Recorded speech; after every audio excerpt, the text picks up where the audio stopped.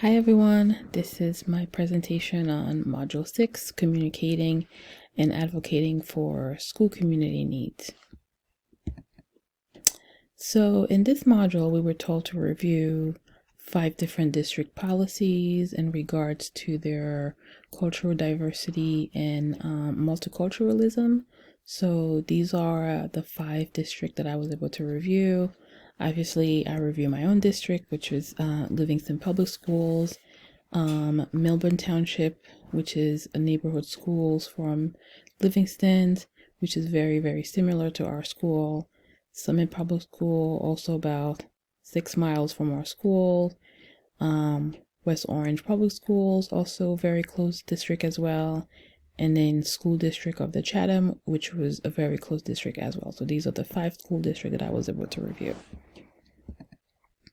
So in regards to Livingston's policies, so there weren't any specific policies on cultural diversity and multiculturalism, which is pretty much what I came across for all of the 5 school districts that I actually reviewed. I look at all their policies and there weren't anything specific on diversity or multiculturalism, but I came across things that talks a little bit about diversity, so such as equity, equal opportunity education, affirmative action program, bilingual ESL, Title I programs, student intervention and referral services, Section 504. So all of these things are programs that they have in schools that definitely protect students with cultural diversity and multiculturalism. So these are some of the things from some of the programs that Livingston offers.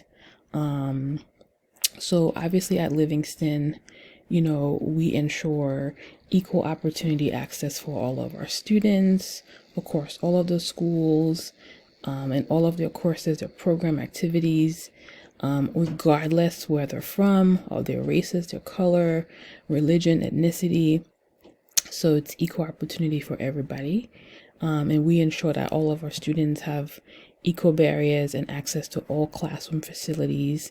Our minority and female students are not underrepresented, especially when it comes to gifted and talented or accelerated or advanced courses.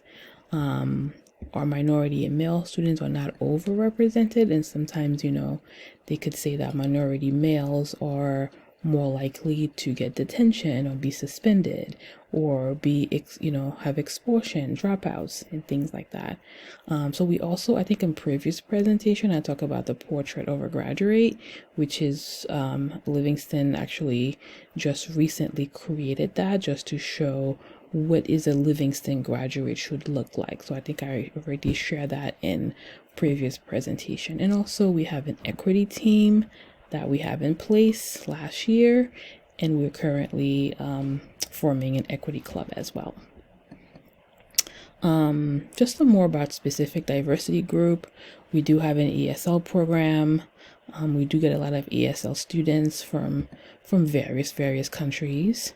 So we do our best not to separate or isolate our students by race, color, religion, marital status, sexual orientation, gender, and stuff like that.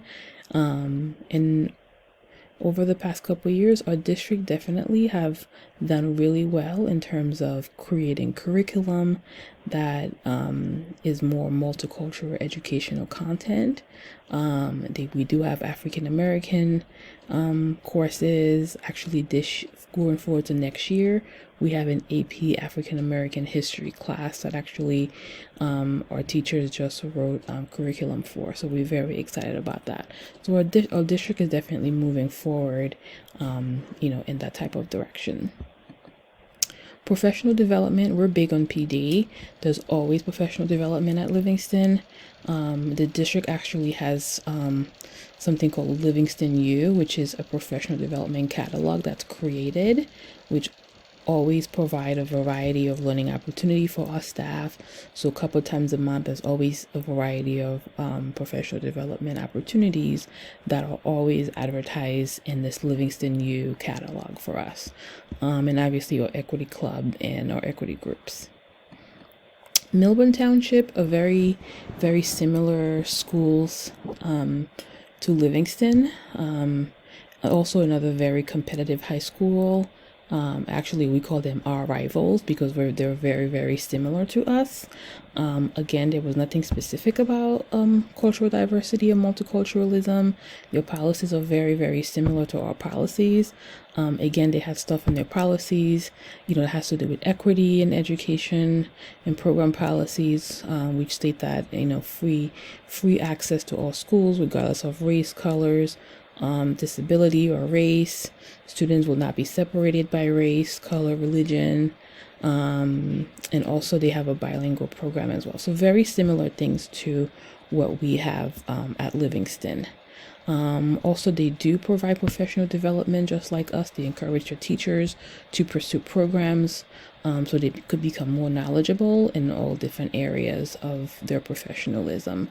And I didn't really come across any specific professional development about cultural diversity or multiculturalism, anything like that. Summit Public School, another public school that is about 5 to 7 miles from our district. It's in a different county. Again, nothing specific about cultural diversities or multiculturalism, but they have things like affirmative action plan, Title I services, special education, free and appropriate education, bilingual and ESL education, and intervention and referral services. So those are some programs that they offer in terms of working with students, working with all students, but specifically geared towards cultural diversity and multiculturalism. Again, Summit provides equal opportunity for all students, regardless of their race, color, ethnicity, marital status. Provide English, as a second language for ELA learners. They ensure that all students demonstrate inclusion of a multicultural curriculum. That our teachers understand, multiculturalism, and that's infused into the curriculum as well. And they also offered African American history into their U.S. history classes as well. So very similar to some of the things that we offer as well. I know that Summit has a very high population of Hispanic. I saw that a couple months ago. They were looking for an Hispanic counselor because their population of Hispanic students increased in the past couple years. Also, like every other district, Summit provide professional development opportunities for all their staff. Again, nothing specific about diversity or multiculturalism, but they definitely have professional opportunities. West Orange, another district, very, very close to our district. It's about 5 miles from Livingston. Nothing specific about cultural diversity or multiculturalism, but they have the affirmative action program for all students, Title I program, intervention and referral services, Section 504, bilingual and ESL education, equity and educational program, equal opportunities, parent conferences, and West Orange is a little bit more diverse than Livingston is. So I know that, their population is definitely very different than our population at Livingston. They have, students from, all races in all different countries and diversities over there. So definitely much more diverse than we are over at Livingston. And in West Orange also ensure equal opportunities for students regardless of their race, color, gender identity, or expression. They ensure that schools demonstrate the inclusion of a multicultural curriculum and its content. Definitely, they ensure that African American history is very well represented, and also other cultures as well is represented in their history, and that infused into the curriculum as well as part of the U.S. history. They also have an ESL program as well at West Orange Public Schools. Also, like every other district, West Orange provide professional development opportunities for all their staff. Again, I didn't see any professional development for cultural diversity. And the last district that I reviewed was the school district of the Chathams. Chatham is a great school district. Again, not too far from us. Very similar to, what the other schools offer in terms of their policies for our students, in terms of multiculturalism, intervention and referral services, Section 504, for vocational technical education, bilingual and ESL. They have an adult high school, which I don't know more about, but that was definitely in their policy. Community education, they are very big on that, and also equity and educational program and services. And also Chatham strives to provide a very safe and supportive and inclusive environment for all of their students. Affirmative action shall be taken to ensure that students are protected. No discriminations. Students should not be denied access from any educational programs, regardless of their race, religion, color, orientation, gender identity, gender expression, socioeconomic status, or disability.